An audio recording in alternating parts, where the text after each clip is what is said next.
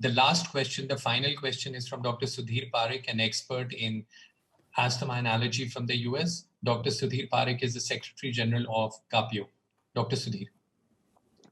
Namaste, His Holiness. Warm regards from the New York City and USA. His Holiness, can you guide us? What is the role of religion in a world affected by an unprecedented crisis like the COVID pandemic? Please guide us. I feel, as I already mentioned, all religion, you see, their main message is loving kindness, altruism, and with that, forgiveness, tolerance, self-discipline. So these, whether you believe the complicated philosophy, religious philosophy or not, the real essence of religious teaching, loving kindness. And that, firstly, as I already sort of mentioned, we already discussed, the mental peace brings physical health, as I already mentioned. Now then, as a human nature, when we face some desperate situation, then religion provides us some sort of basis of our hope. Oh God, oh God, oh God. When you completely fail through your own effort, then still believe God, oh God, like that. So God, some mysterious sort of thing that provide many people. You see, when they really facing situation of totally hopeless, then still God, God, God, like that. The most important, you see, to use the God's message or Buddha's message, loving kindness. And then the Nalanda tradition, Indian tradition, now scientists also paying more attention about anything exist with interdependency, no absolute sorosity, truth. Existence. Absolute existence. Any existence due to other factor. So that's perhaps I think unique Buddhist concept. The Sanskrit word patit samupanda. Everything interdependent, interconnected. So now modern science also, you see, everything. You see, very nature of existence is many factor, like quantum physics now appears something independently exist. The reality, everything, you see, depend on their particle. So now quantum physics, they say, nothing exists as appears. If we investigate, finally, the observer, so long observer there, then things there. When observer no longer there, then difficult to say whether this exists or not.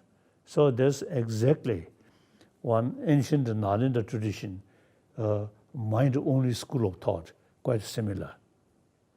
Independent external thing, not there. All dependent sort of concept, like that. So therefore, the quantum physics say there is big differences, appearance and a deeper reality. Now, deeper reality, everything, every sort of existence, interdependent, not absolute. So therefore, you see that philosophy or that view very helpful, you see, to reduce our emotion, destructive emotion. destructive emotion very much based on appearances. When you appearance objectively exist, then good thing objectively exists, bad thing objectively exist. So the grasping, No. grasping, this is good, this is bad, more or less independent, since things appears something independently. For that, one's even concept also the kasa Understanding. concept kasa Interdependence. under Quantum physics. quantum physics. Even quantum physics, you see, there is nothing independent as appears. So some student who study quantum physics as far as I know, in China, some university is a student who study quantum physics. You see, they eventually they feel nothing independently exists there. So that reduce the grasping. All destructive emotion based on that. That's Acharya Nagarjuna clearly mentioned that. All destructive emotion is very much based on the concept or belief things exist objectively. So therefore, 안디간 저어디 가라고. 저거디 다데 나양디 최디 대화 이러요. 그거. So, firstly, this uncontrollable, disease. When we, face these problems, firstly, according doctors, scientists, what they advise, we should follow according to their advice. Then, when things become really, difficult or already get something, then try to keep your determination, self-confidence. Then now here, I think India's 1,000-year-old concept, Atma, beside this body, there is soul or separate being, soul or Atma. So the end of life, just this physical, not being itself. The Atma, no beginning, no end.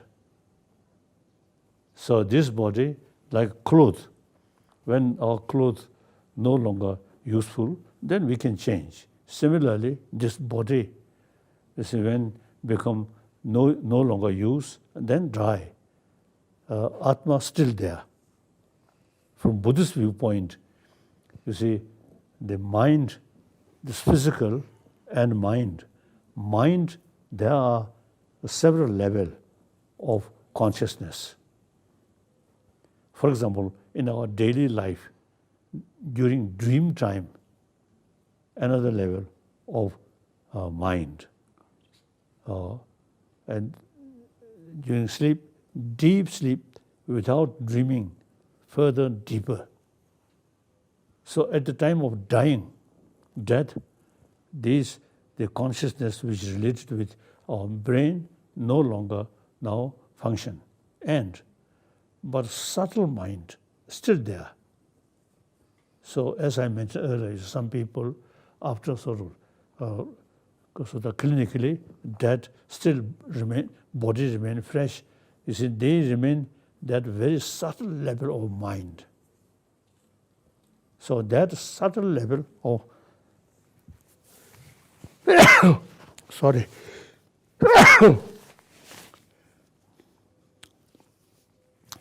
subtle level of mind, no beginning, no end, like Atma. You see, there is sort of logical sort of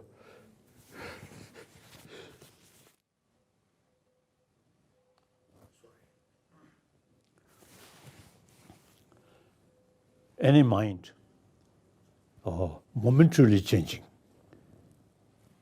So since things are changing, it must depend on its own causes. Among the causes, substantial cause and because of cooperative cause. So cooperative cause, this is brain. Substantial cause, continuation of mind. So at the time of conception, I asked one occasion some doctor,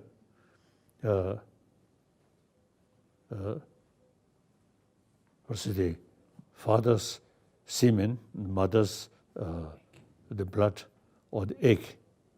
Whenever you see these two meet, it is 100% take life. The doctor said no. So then, that case, there should be third cause. So now, for this body, semen and mother's egg created this body, but still not sure whether life take or not. So that shows third factor. That is, according to our sort of tradition, clearly mentioned the subtle mind. Always, it's after death, go that way, always. And then here, karmic link also there. So then the fertilizer there. Then the subtle mind, as soon as subtle mind enter, then life start. So now the subtle mind, whether you call Atma or not, no beginning, no end, continuously.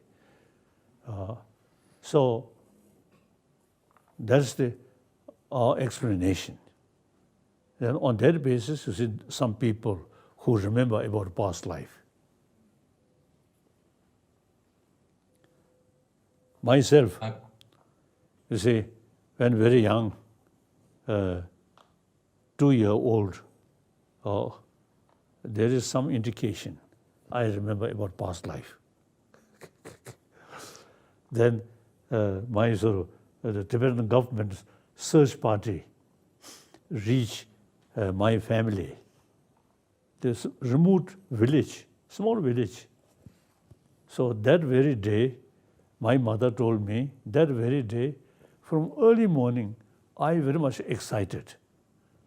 So mother wondering why this boy, much sort of, wake up early morning and much sort of excited. Then some unknown few people come.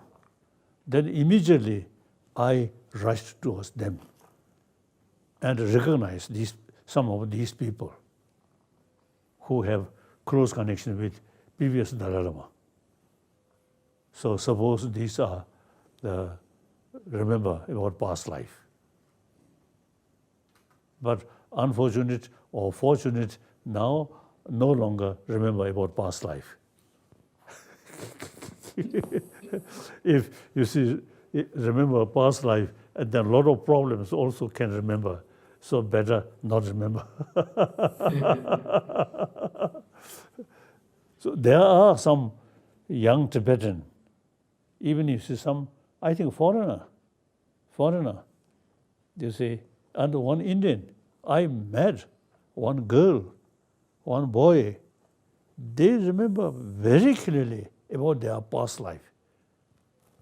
Their past sort of, the life where they remain, the family name and name of parent, like that. I met, actually, you see, like that. So therefore, there is something can remember.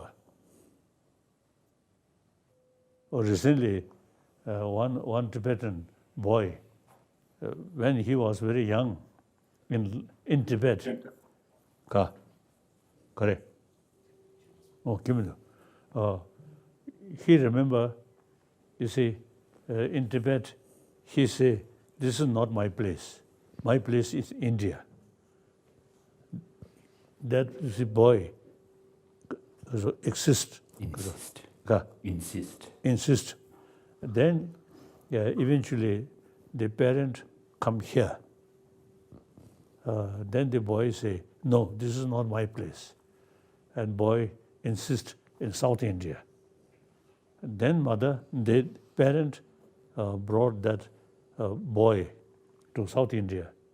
And then that boy, you see, pointing one big monastery in Kandan monastery. He mentioned, this is my place. Then the young boy, you see, Kasoda, lead to parent that monastery and lead one room. He mentioned, this is my room. And then, quite strange, he mentioned in the table. You see, he mentioned my glass there. And open, yes, that previous life's glass there. So you see, strange things you see there. But then, fortunately, now that boy, he studied in South India. Now, one occasion he came to see me, then his age about 10. I asked, do you remember past life? And he said, no. And I felt, oh, fortunately, I found my companion who, at a young age, remember past life very clearly. Then now getting older, no longer remember our past life. So my companion. Like that. So this life after life. So according according Hindu, believe Atma. According Buddhism, no Atma, but subtle level of mind continuously go there.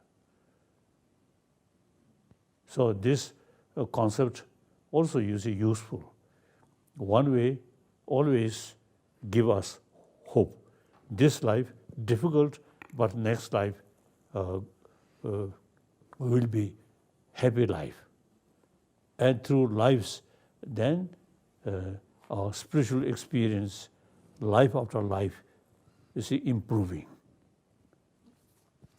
So my own case, some subject, difficult subject, for me very easy.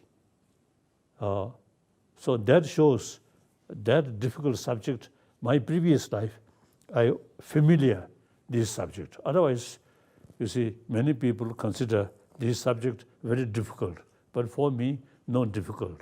So that there must be causes. So my previous life, familiar such a subject like that. Tuche Nang, Your Holiness, may I now invite Dr. Pratap C. Reddy, founder chairman of Apollo Hospitals Group and founder president of GAPIO, Padam Vibhushan, Dr. Pratap C. Reddy. Please. Right. Your Holiness, Oh. my namaskars, and it's been such a pleasure hearing you talk about the mind and the heart and the way they are connected, and Atma and the previous lives. So it's been an exhilarating experience for every time we hear you. Karsa. But the entire physicians of the world, today you have given a message about this terrible pandemic, which has affected almost the entire world. Over 225 countries are affected in a very, very short time, just at the time when the medical community was getting ready to face another major health crisis called the NCDs. The diabetes, the heart attacks, the stroke, cancer. So this has come on so suddenly and created this huge panic in people and great effort from the medical community. We thank you for wishing them, the doctors, the nurses, and all the community for what they are doing. And we are indebted to you for your blessings that all will be well. So that, you talked about this time will move to the next level. We also hope that your good wishes will bring us, still we don't know what medicine is going to act, what vaccine will act.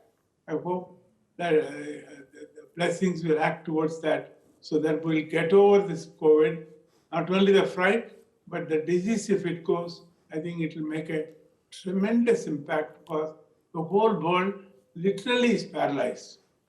What is working at home, so staying at home, but fear saying that the disease is right in the street, we don't know when it's going to enter our home. So I think such a things you have given us great comfort that your blessings will go a long way towards the humanity and assurances. And I think we as doctors will convey to our patients to have that confidence that things will improve. Again and again, I can say, Your Holiness, it is such a wonderful thing listening to you and the way you express it. And the last part, when you talked about the previous generation, how they remember, and how each generation, your intelligence will improve. Again, is something which we all will note. And sometimes if we do very well, we remember it. If we can't do it well, we'll remember you again, saying that we forgot what we learned. Thank you, Your Holiness. Thank you. We are all grateful to you for your advice, and I'm sure your prayers for the world citizens to get over this COVID crisis and immediately give us that tools to cure that other huge pandemic that is there, that is a non-communicable diseases. Because they say by end of this decade, 80% of the deaths will be from those 5 diseases. 그래서 And the cost burden is going to be so huge, $30 trillion to the world. And for India alone, $4.8 trillion. So we need your guidance, your help, and your prayers so that we as physicians can perform our duty with a confident saying there is blessings behind us and we will do our very best. Thank you. Thank you. Thank you. I had many words, but I think all of us are so happy. Many physicians from across the world are here, and many of your disciples across the world are here. And they heard this, and your words of comfort and COVID will be of great value to us. Thank you. Gratefulness to you, Holiness. Tuche Nang, Your Holiness, thank you very much. Thank you. Now these days, I always sort of express or insist the ancient Indian knowledge, including our mind, psychology, these things I think very useful among the human being who have this brain thinking about our emotion. As I briefly mentioned, the very nature of our destructive emotion. Destructive emotion based on ignorance. The constructive emotion based on reason. So there is real hope. You see, through education, through knowledge, you see, training our mind, through reasoning, we can develop karuna, maitri. So these positive emotion through sort of reasoning.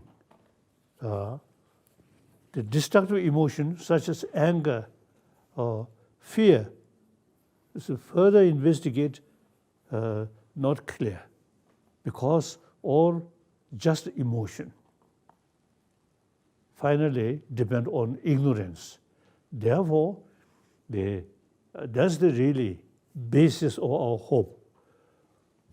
Emotion, all emotion, constructive emotion, destructive emotion, a part of our mind.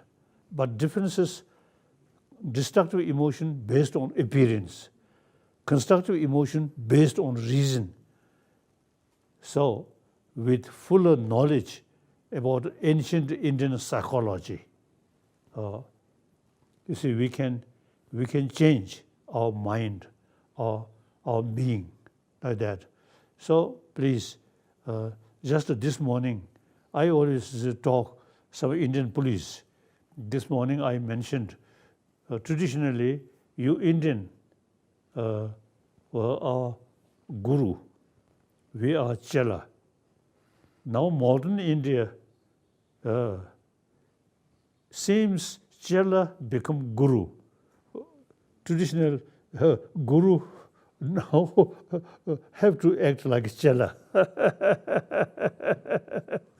So now, my point is, modern India should pay more attention about this ancient Indian knowledge and combine modern knowledge, modern education, and ancient Indian knowledge combined. Modern education, very important for physical health or material development. The ancient Indian knowledge, you see, very useful for emotional, mental health. And that also the India's 1,000-year-old tradition, secular, not based on religious faith, secular way. So that I want to remind my Indian friend. Now you should act through study, eventually become guru. Thank you. Thank you. Bye-bye. Thank you.